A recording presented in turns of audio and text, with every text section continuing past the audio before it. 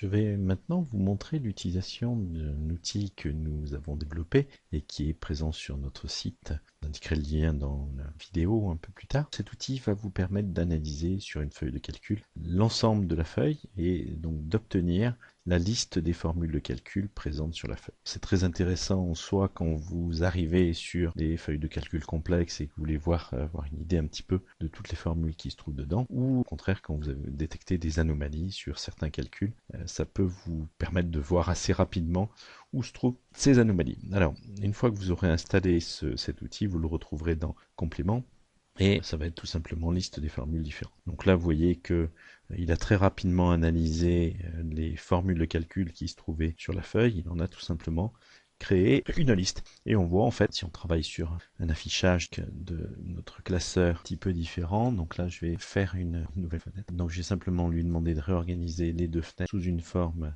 horizontale, et là on voit tout simplement que on a une première formule, donc avec ici une indication de jusqu'à E7.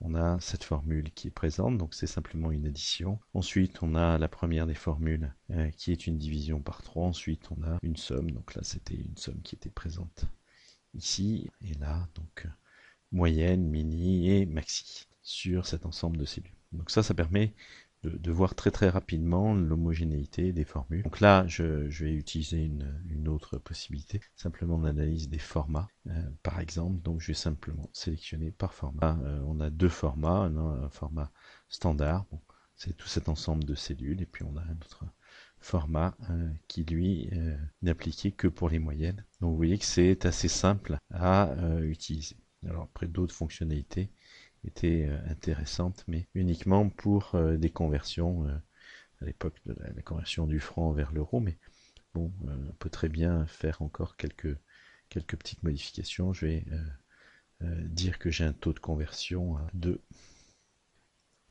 Et voilà. Donc là, en fait, j'ai tout simplement divisé par 2 l'ensemble des valeurs que j'avais sélectionnées dans le champ. Donc ça, c'est un outil tout simple qui peut être vraiment pratique dans certains cas d'utilisation. Alors,